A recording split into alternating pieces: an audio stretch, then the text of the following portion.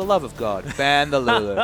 Speaking of which, Papa Smithy gets his wish immediately, well, almost immediately. As soon as we get into champions like Lulu, he's going to hit the benches. Nidalee, LeBlanc, and Lulu are going to be banned for Royal Club, and Rengar and Jan are going to be banned away from EDG. So we'll see what EDG decide to ban as their final option here.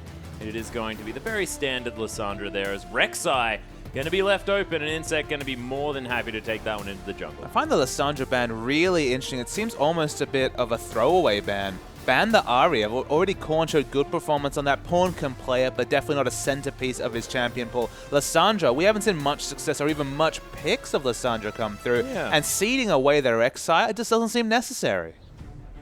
Well, EDG do have the opportunity to pick away the Ahri if they feel like it.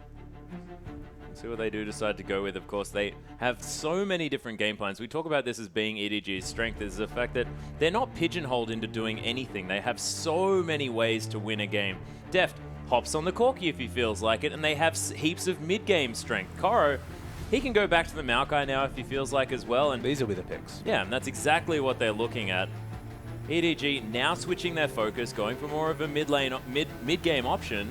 And there's no way that Royal Club can use what they learnt in the last series to do anything about this. There's so much synergy between Corki and Maokai. Both hit their peak in the mid-game.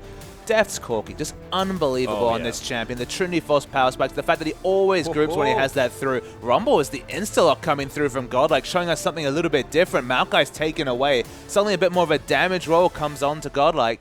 And the Nami is also picked up. Yeah, Zero going to pick away that Nami from Mako. And this could set up a potential hyper carry lane. That's exactly what Nami's beautiful at providing. And they're going to be against an intense mid-game comp Atlas. Oh, exactly. And Clearlove back on the Lee Sin. 7th game. We'll see whether it's going to make it 7 wins on that champion here for Clearlove. Name, looking at what champion to pick, I would not be surprised if it's the Jinx. I would be very surprised if it's the Misfortune. I mean, both of those are very difficult. So much pick power, so much lockdown already picked away. Will it be the Varus? Will he just go and do complete rewind and say, you saw my Twitch, didn't really work out, but my Varus, probably my most effective champion next to the Twitch. This would be a lock-in, but nope, it's going to be Kog'Maw. Yeah, the Kog'Maw Nami lane. Pretty fishy there in the bottom side of the map, especially if you go with a particular Kog'Maw skin. But EDG, time to round out the lineup as Pawn looking for a mid lane champion. And what are they doing to our hearts, Papa Smithy, hovering all of these incredible champions? Pawn played it at the World Finals. He did. He Pawn loves the Katarina. I can't see it being the pick this game. Wouldn't it be exciting? Luca, who also played Akali in that tournament, if you remember. So maybe we shouldn't use that as a touchstone then. Lupa's Akali, definitely a thing of the past. Have not seen that this season. They're considering their options. They are. Katarina into our... That's locked in. Katarina is locked in for Pawn in the mid lane. And this has all of a sudden become the most ridiculous mid-game teamfighting comp I've ever seen. So they gave Pawn the Veigar when he wanted it, but you have to think the comms were saying, I will play the Katarina, and Clearlove was saying, you know, in English, of course, because he'd be saying, but I'm 6-0 on the Lee Sin. It's Pawn just trying to get Clearlove back, saying, Clearlove, look, you're going to have to take a loss at some point, and you'll have to deal with it. Let's not deal with it in playoffs. Let's deal with it right. That's not true. That is not true. Because as far as we know, that's not true. I believe in Pawn. I believe in his ability to Katarina and Ahri. That matchup sounds horrific for Katarina. Godlike, though, he's going to be trying to burn down the tree here in the top lane. Of course, Ackerman, when he was Ackerman in the NALCS, was playing that Rumble to great effect. Insect now in a very standard jungle matchup did manage to pick up the Rek'Sai, and that's a big deal. But this mid lane matchup, what the heck? Pawn really likes the Katarina. Doesn't get to show it too often, but this is your mid lane matchup. Pushing advantage goes to Ahri. Assassination advantage goes to Ahri. DFG being removed works against the Katarina. It's fighting an uphill battle. But when we look at terms of things that can interrupt the ultimate, the Death Lotus, the Unburrow from Rek'Sai, definitely. The Charm, difficult to hit. The Nami skill shot's difficult to hit. The Tidal Wave, not so difficult to hit. That's very true. So they're going to have to hold on to that cooldown, because if they don't, the resets, it's a possibility.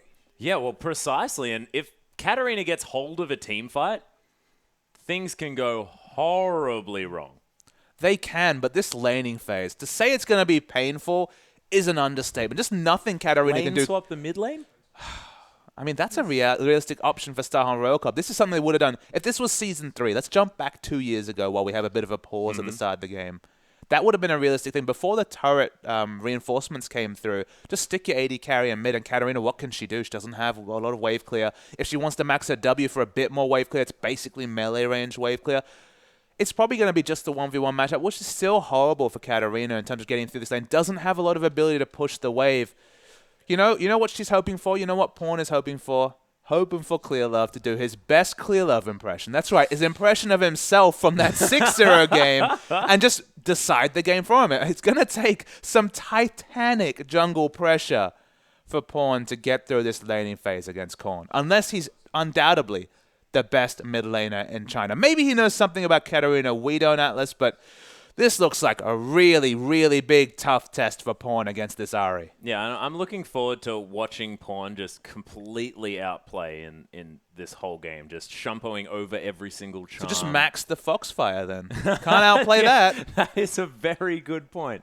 I, in fact, learned that very early on when Chaos was streaming once and taught me how to play top lane Ahri. It was very exciting. You just max Foxfire and press that whenever there's any baddies near you.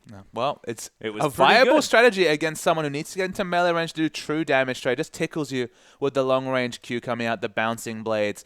I knew Pawn would eventually play Katarina this season because it's one of those situations where when you have Insec on your team, you're like, all right, you get one Shaco game a season, Insec, no more. Sometimes it's in a LPL competition, so I believe he played it in the outdoor games, the World Indoor Games last year against World Elite. He played the Shaco for Katie Roaster Bullets. Okay, yep. He also played it and got Uzi a pentakill, if I seem to remember correctly, with a tower dive, tanked up a turret. He died. Insect died, but it got Uzi a pentakill. So that's pretty good. So we haven't seen Insect's been quite well held. It hasn't shown the Shaco. You'd think in a 44-game season he'd find a time to break out the Shaco, especially when he had some of those sub-80 carries and the results weren't really going Starhorn World Cup's way. But he's been restrained. Somehow Pawn's been unleashed. Given permission to play the Katarina. And the Viger. And the all sorts of things. I mean, he keeps winning on them. So if he wins on this champion, he's going to have bragging rights till the end of time. Don't worry about it, guys. Heimerdinger's in. Pastry time somewhere is really hoping that's what it gets to. But Pawn loves the Katarina. It's a pickup that he's hovered a few times, finally locked in, held on to it, played with our hearts, but is going to be playing it. I was not expecting it. I wasn't expecting it either, to be fair. I was like, what actually does fit this comp? And EDG assured me that it was Katarina, so that's what they pick away. Yeah, difficult to agree with that fact going into an Ahri here in the mid lane. It's a lot of magic damage as well, you have to say. Yeah. And, of course, Korn showed a lot of mastery on that champion, and to pick it into a counter matchup, very tough.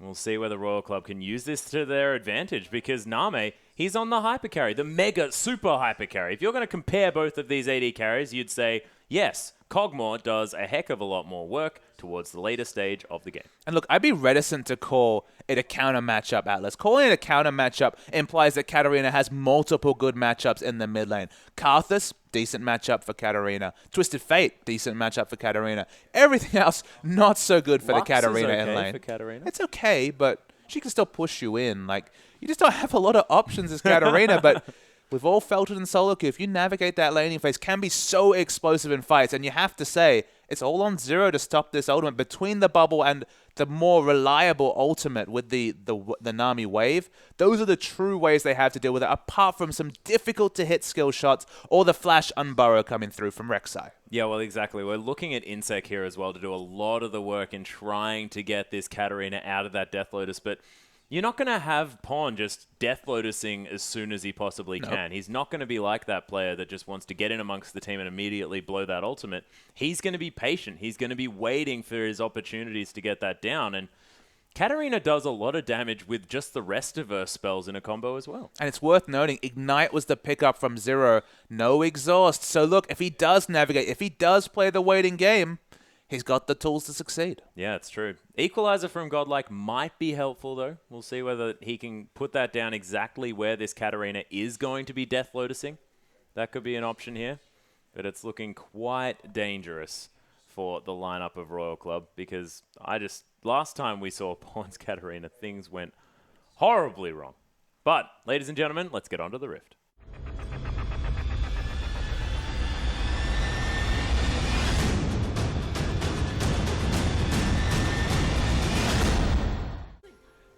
And ladies and gentlemen, we are onto the Rift. The pause is over, and as is Godlike's life. First blood already gone down here for EDG. They caught out the Rumble towards the top side of the map. And it wasn't Pawn that got the kill, but he's got an assist. But much better. Look who does have the kill. It's the MVP of the early game. In just a couple of games ago, Clearlove's Lee Sin doesn't usually need kills to succeed, but he has one anyway. Yep, and I have a feeling he's probably not going to stop there as well if we have anything to go by as far as what Clearlove has provided for us with this champion. He's been so incredibly good. Mako hanging out with Clearlove and Corey here as well towards this Gromp, and we are going to have a lane swap to start things off. The lane swap comes through. It's initiated by EDG. Very interesting. Corki does actually have a surprisingly poor laning phase against Kog'Maw, just because he's all about the phosphorus bomb auto trades. Kog'Maw, as he gets levels, and even from the first level, can just sit back, use the Biocane Barrage to farm. As he gets more points in that ability, the burst trades just aren't really a laning option for Corki, so he does actually tend to lose out as this laning phase goes on, so why not go for the lane swap? Still fantastically strong in a lane swap. Can swap when he gets closer to the Trinity Force, or just can look to rotate around the map and fast push some turrets. The jungle follows on, and the result, EDG vertically jungling at the top side of the map. Yeah, both of the teams are going to be jungle following one another. Of course, Insec and Godlike might have a little bit more consistent damage to the jungle here with the Flame Spitter there, adding a lot of AoE here to some of these. But you remember, it does do reduced damage to minions. It's very low at level 1. The secret is to use it from the moment you spawn, just to ensure that you overheat on your first camp, just get you a bit of a fast clear, but it's just relative terms. He's not the best jungler as Rumble. No, he's not. And you would definitely know that, being a Rumble jungler yourself. All I learned was the skin name was quite deceptive, Atlas. Rumble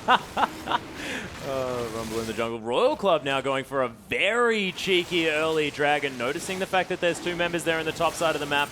Godlike going to be tanking this one up quite quickly, and Name utilizing that Bioarcane Barrage just to make sure that that dragon's taking as much damage as possible. Pawn is going to be able to pick up a cannon creep in the mid lane, which is one of the most exciting things to happen on this map at this current time as the dragon goes down. And Royal Club off to a great start. Absolutely. They're the ones to get the early dragons, so they have the very early time. It took many more members. They didn't have a Nunu who can just be a bit obnoxious with the consume and tank it from very, very early. They knew that it's Pawn playing Katarina. There's no real scope for Pawn to push out this wave and have any sort of wave control in the mid lane. That's another thing you lose when you have this Katarina pick, is you don't have a lot of wave control, because again, your minion pushing requires a Q, some autos, a W, maybe another Q. Unfortunately, the counter pushing is minimal at best from Pawn on the Katarina. Goes for an all-in trade, but Zero roams to mid to try and shut him down. On our screen, EDG, they're 3-man strong. Yeah, they're looking to make something happen. Zero hanging out with Korn here in the mid lane. You can see Pawn definitely trying to make use of that Doran shield that he's picked up earlier on, just to make sure that not too much is going to happen. But Twisted Advance onto Name here immediately flashes out of the way of the Death Sentence and turns around the damage here onto Koro. But these minions do not very little damage here in the early stages of the game. That was an awkward sentence. How much damage was that? Sorry, Atlas? Not very little. Okay. That's called a double negative, Papa Smithy. They are doing a fair bit of damage. Absolutely, and they had to tank them. But blowing the flash is an important consideration for a no-escape AD carry like Name. It might not be preyed upon, but with this positioning, it may very well be. And I like how you say that it's a no-escape AD carry like Name, because he's actually publicly said that you don't need escapes on an AD carry. He just throws little Voidoos in there just to say, yeah, I know you're in there, guys. Actually, I don't think he knows they're in there.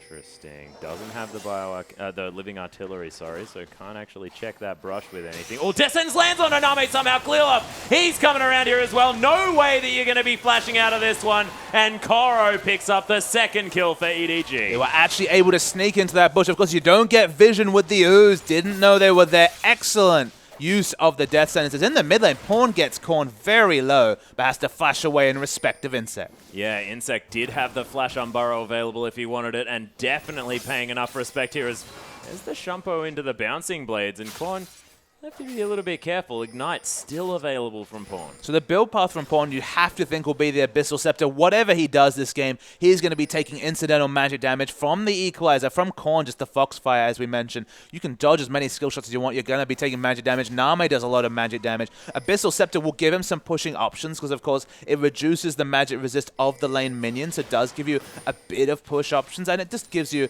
a very efficient build path as a no... Ow.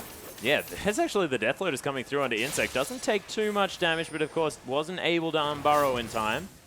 This Pawn just ignores the fact that there was a Dark Passage there and Shumpo's to a ward in order to get further away. Yeah, so it will help his low wave clear. He's actually ahead in CS. Let's look at his eye. There's a no resource champion. Can definitely just pick up a Negatron and be happy. Or he could just be a beast and pick up the Blasting Run. You know that Null Magic Mantle will be working towards the eventual Abyssal. Yeah, he wants to be able to grab that cape as quickly as possible. Pawn being the superhero Katarina that he is. Insect at half health here, not able to use any of that rage in order to get any of his health back. And EDG setting up another gank rush. Don't get spotted by that trinket ward, but they are still going to bail out of this one as Deft continuing to push here in the top side. As look at the CS between him and Name. The flash was one thing, but the kill as well. 25 CS advantage in a lane swap for Deft. That is out of control. And level 6 here at the same time. Only 5 for Name at this stage. Can already be harassing Godlike a lot. There's the Aqua Prison onto Koro here, but he's just playing defensive duties. EDG, they want to take down this outer turret, and Godlike with it, as that was just all too easy. Clear Love, 66.66% kill participation. Pawn taking a lot of damage here in the river at the same time, but Shumpo's going to get him to safety, and Clear Love's Lee Sin, man. Clear Love's Lee Sin is a scary proposition. EDG smart to rotate around. With Name, no flash. They knew he'd be anchored to the bottom lane. Only now pushing out the wave because, of course, no flash. Didn't want to try and overextend if anything happened. Notice 5 members top, so was able to push out the wave. But EDG so good at rotating around their Corki. Their Corki comp is by far their scariest. Working towards the Trinity Force, but a Sheen for some burst trades because, hey, he's got the gold. Yeah, may as well. Pick up that Sheen if you feel like it. Haunting Guys is going to be the first option here for Godlike, though, on the other side of the Rift. And we do have a Phage picked up from Name. He wants to make sure that he's got as much mobility as he possibly can. Not too far behind in this farm. And, of course, Kog'Maw going to be fantastic towards the later stages of the game. But we're looking towards this mid lane. Pawn, now you can see very tanky. Must have some health for level runes or something like that going on, because he's got a lot of health here in this mid lane and has a 4 CS advantage in a melee versus ranged matchup. Yes, magic resist blues. It looks like health per level. Could even be flat health, a health per level mixture in the yellows. Maxing Q, so it'll be the Bouncing Blade max first. Not going to be the W, but makes sense, of course. The Sinister Steel max only really against another melee champion. Against a ranged champion, have to match the Bouncing Blades. Yeah, got to make sure that you have as much harass as you possibly can in lane. Make use of the fact that you don't have any mana, and you are just gated by cooldowns alone. And not even by them, more often than not, in a team fight, because of course those resets are going to be coming through thick and fast if things are going correctly. So Zero's dead. He got hooked and then died. Yeah. Like instantly.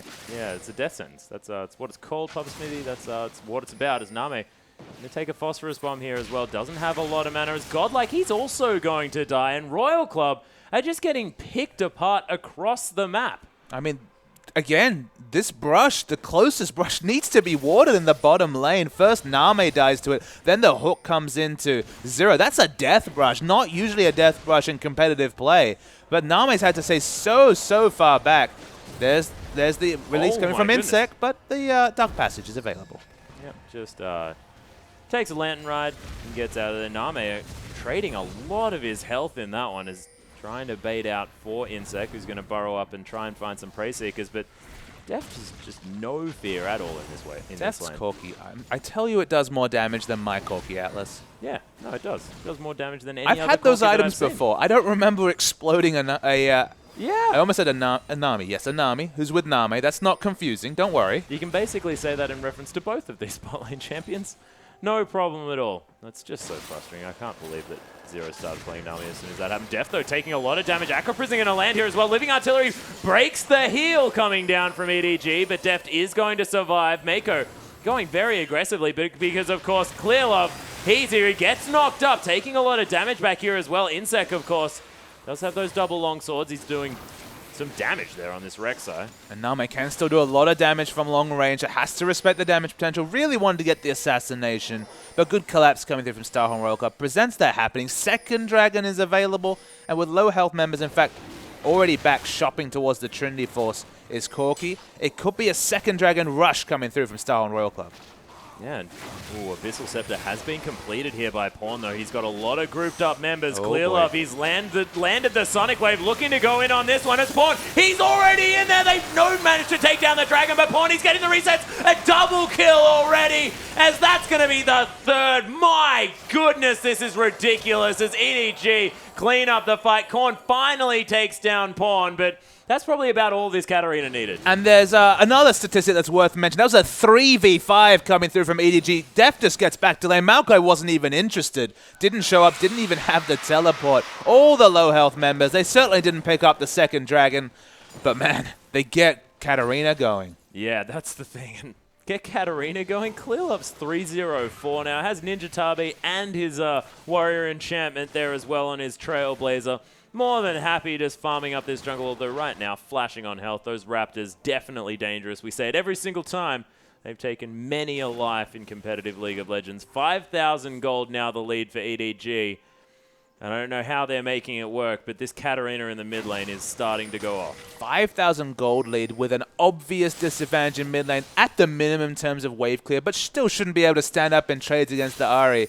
EDG are out of this world. They rotate so well with the Corki. We knew that before.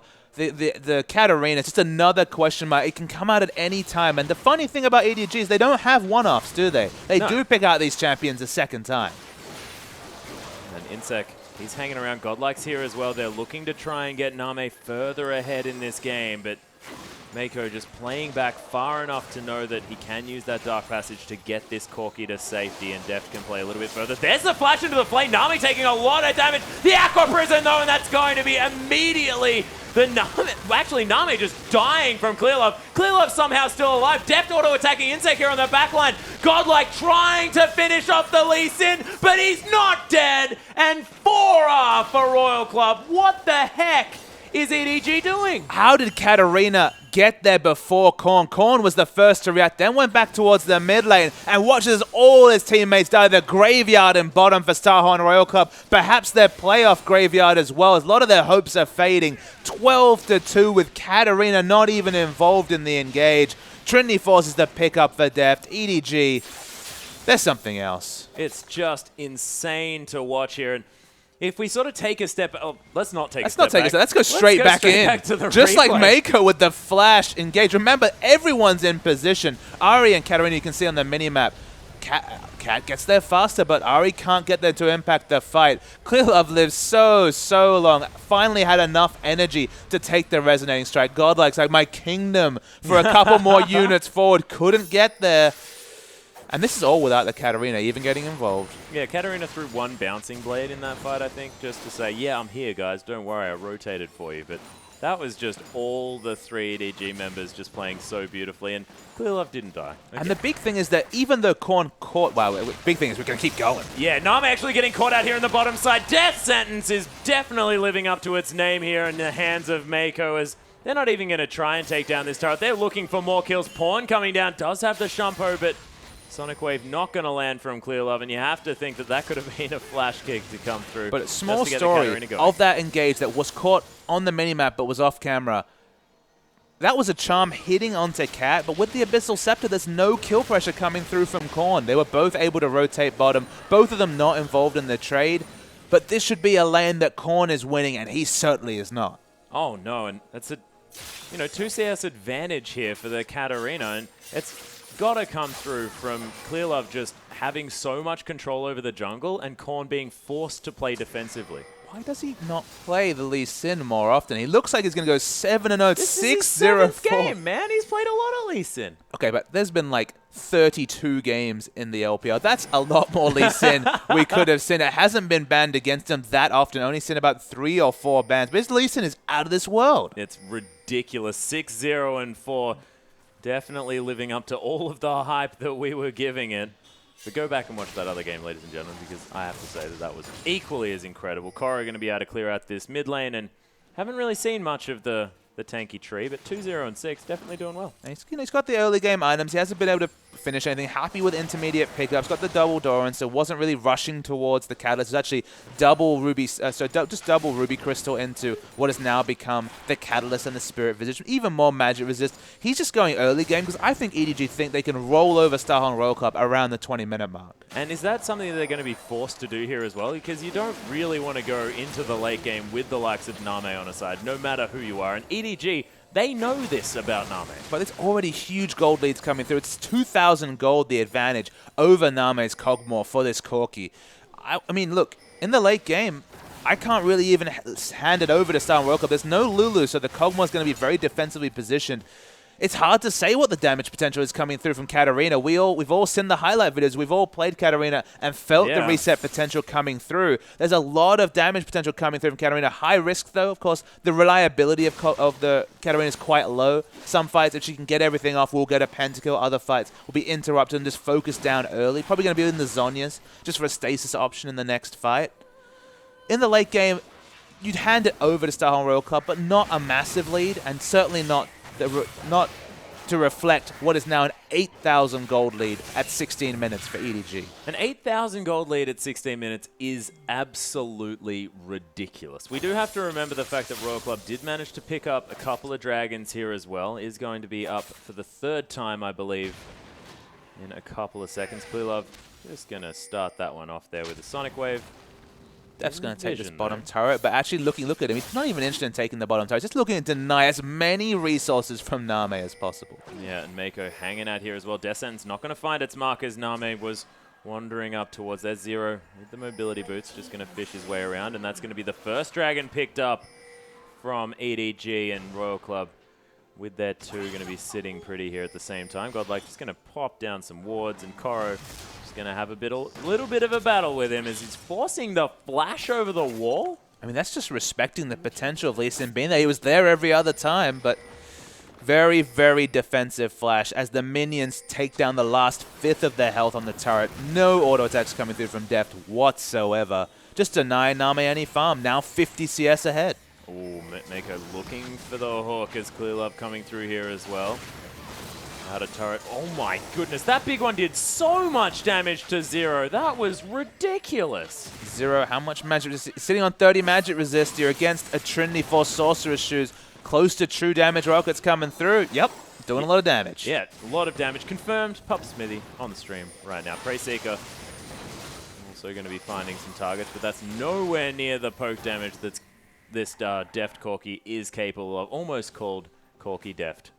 I did it during the pre-match. I mean, he plays him so often. He's so damn good at the champion. Yeah, well, it's almost like saying Cool and Ari in the same sentence. Very, very similar. This time, it is going to be Korn, though, as Koro Godlike's level 8. Yeah, and you might be looking at being level 8 for a little bit longer, as you don't get very much experience from the Death Chamber. There are a lot of EDG members towards this top side, this inner turret, in a lot of trouble. Insec and Clearlove have found one another here in the jungle. Insec actually still getting enough respect to convince Clearlove to leave. Deft and Name chilling out here in the mid as this tower doesn't have too much left on it.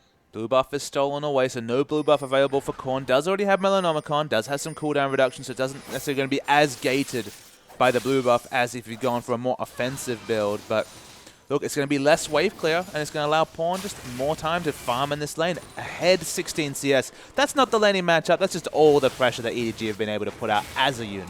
Yeah, that's just the whole team here as well. Even rotating around to that top lane, picking up a bunch of farm there. Deft now in the bottom side, getting all the farm that he needs. That's almost a 60 CS lead of Deft over Name. Disgust. I mean, this is nowhere for Name to farm. That's the big thing. That's why you saw him not trying to auto-attack the turret. Name is just scurrying around. He went to mid, watched the turret fall down in front of him, went to bottom lane, gets denied hard by the Corki.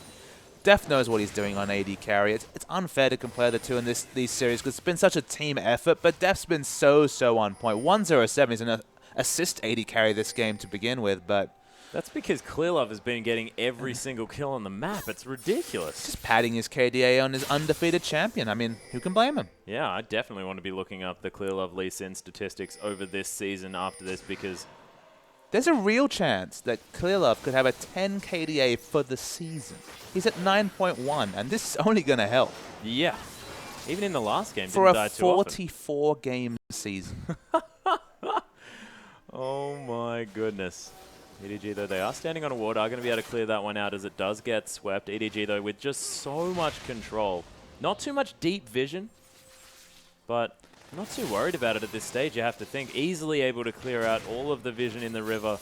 Any objective that they're looking for, this outer turret in the mid lane going to be the next option. A lot of wave clear to come through from Royal Club means that it's going to be a little bit more difficult from a lot of the melee members of EDG to close on this. Of course, their siege is actually horrific, isn't it? I mean, they have a lot of poke coming through from Corki, but it's pretty much a one-man siege, barring but the occasional sapling coming through. They're turret taking. They've got a Katarina. She's not a lot of help in taking turrets. They only really have dive, which they're not really in a position to do. Although with the positioning of Maokai, you never know. Yeah, there's the Righteous Glory. Actually flashes onto Godlike there as well. He manages to get down the equalizer, but instantly dies. The first reset for Pawn coming through here, as well as Royal Club are turning their tails and fleeing from this one. Korn still at full health. Might be an opportunity to go in there as Pawn. He's quite low. Mako definitely low.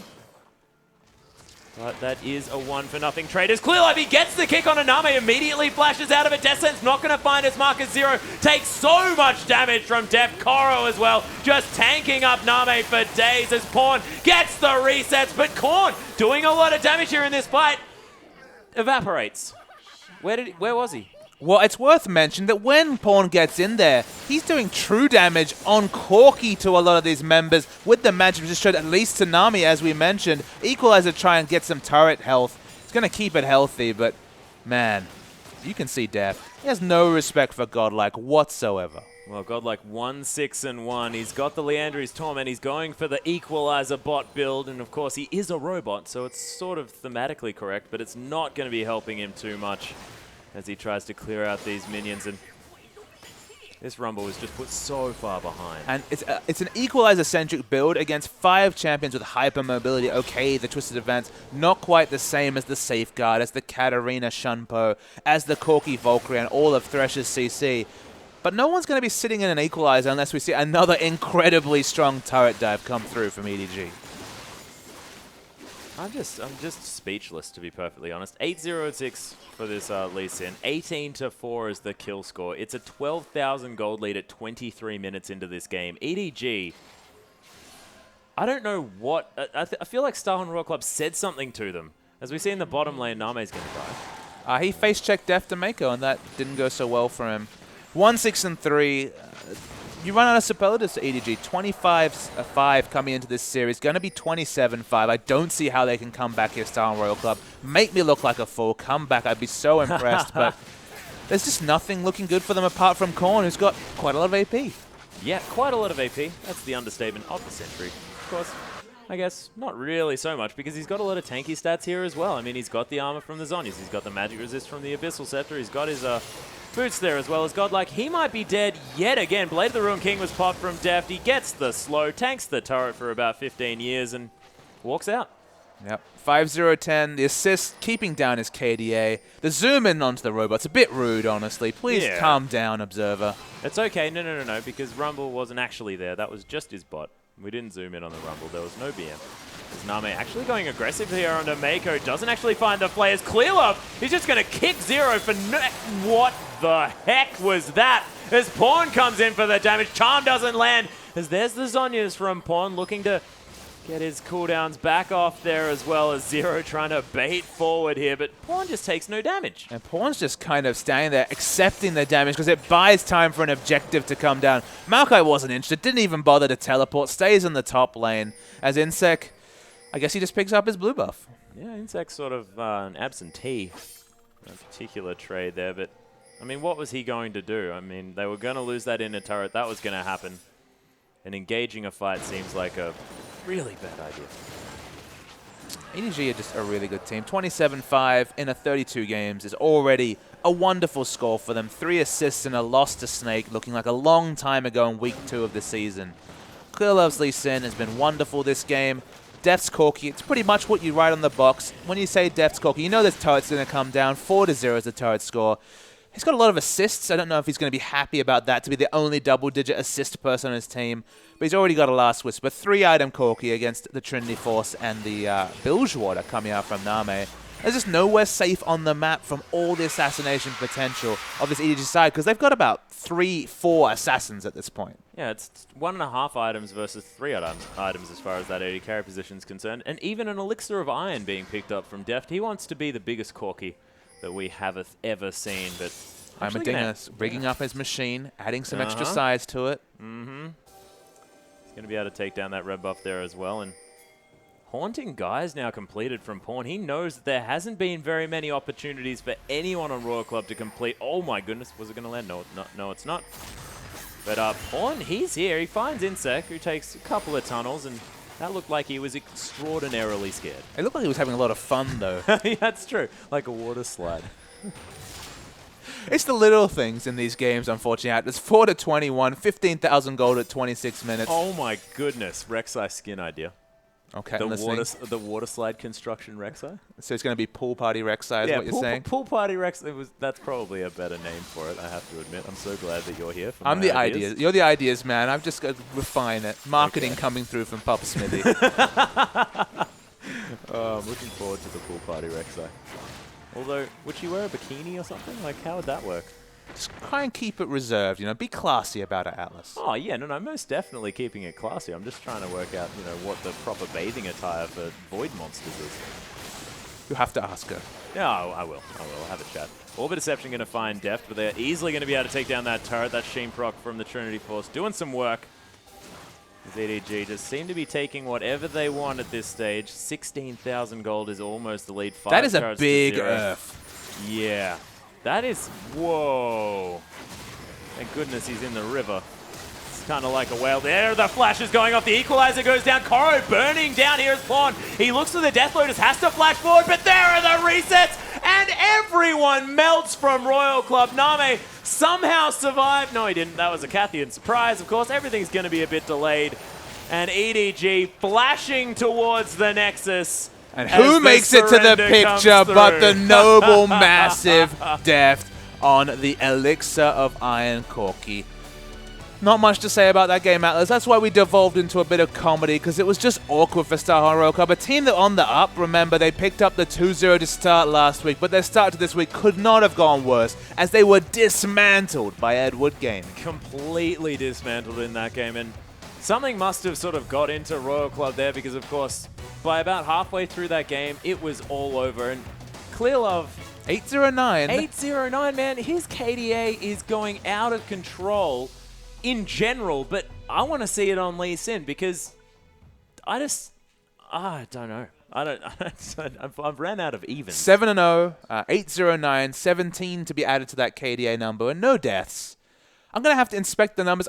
If it really is a 9.1 KDA, which is monstrously high for a guy who's only missed 2 games, it's going to be close to 10. It is most definitely going to be close to 10 after that performance. But ladies and gentlemen, that's all we have for you tonight on the LPL. We will be back tomorrow, but on behalf of myself, Papa Smithy, Pastry Time, and our whole production crew, thank you very much for watching, and we'll see you tomorrow.